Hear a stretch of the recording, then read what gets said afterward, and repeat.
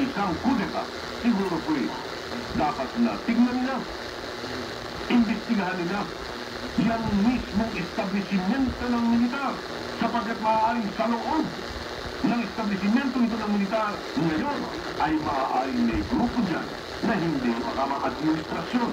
Hindi maka-administrasyon, hindi maka-loyalista. Subalit, may paghahangad na ibagsak ang gobyerno ito.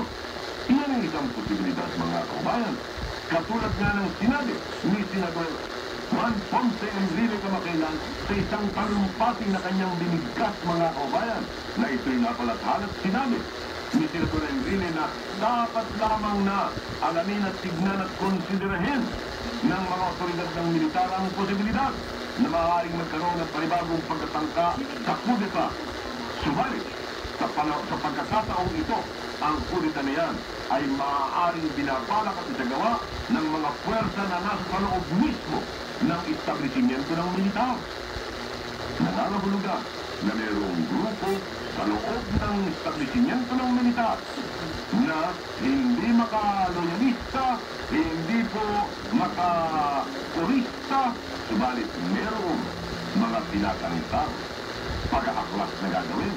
Kaya, katulad din ang sinabi po ni Congressman Ali Di Mapuro, ang sabi niya, military authorities should seriously consider the revelation of Senator Juan Ponce Enrile in Cebu last Saturday that another coup attempt is in the offing, this time plotted by forces right inside the military establishment.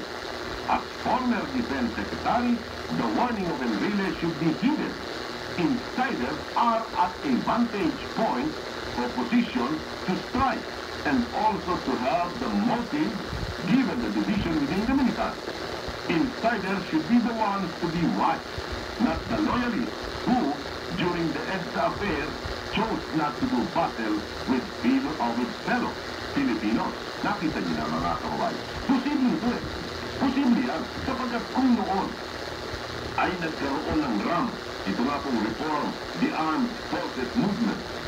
Kung noon ay umiral yung RAM laban kay Presidente Marcos, eh hindi po kaya posible ngayon na magkaroon din ng ganyang grupo na laban naman sa administrasyon ito ni Mrs. Aquino? Iyan ay isang posibilidad, mga kababayan. Kaya't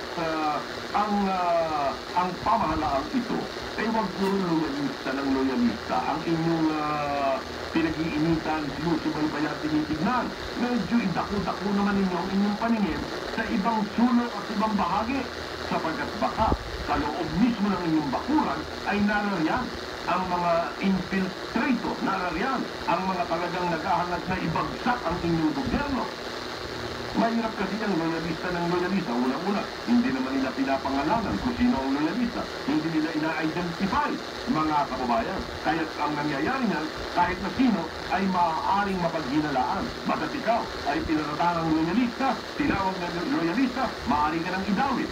Dito na sinasabi nila, mga kulay ito o pagkatangkang ito.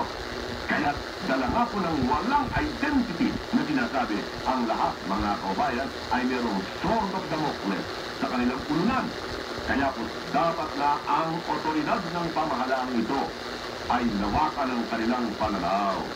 At itong mismong militar, mga kababayan, ay dapat na bantayan ang kanilang sariling mga hanay at tigilan ang pagdibintang at ang pagsisi sa mga loyalista sa lahat na lamang ng pagkakataon, mga kababayan ko. Sa halip na itong mga loyalista ang lagi ninyong binabanatan, ang lagi ninyong pinupula at pinararatangan, suklayin ninyo ang inyong hanay ng mga sundalo yan sa loob ng inyong mga establishmento sapagkat narariyan ang maaaring magbigay ng sakit ng ulo sa inyo pagdating ng panahon. Sabi nga ni Ali Di Mapuro, at the rate the military has been blaming the loyalists for every imagined tremor in government, our people would no longer be surprised if it also blames the loyalists for the expected eruption of Canlaon volcano. Pati daw, yung pagsabog ng bulkang Canlaon ay baka isisirin sa mga loyalista pagdating ng panahon. Ganun na po tayo, moral sinasahan kung bukas ay muli ibabalik dito po sa ating palatuntunan sa himpilang ito sa ganito rin oras. Ako po ang inyong kaibigan, Ruben Ilagan, na nagpapasalamat po sa inyong pakikinig.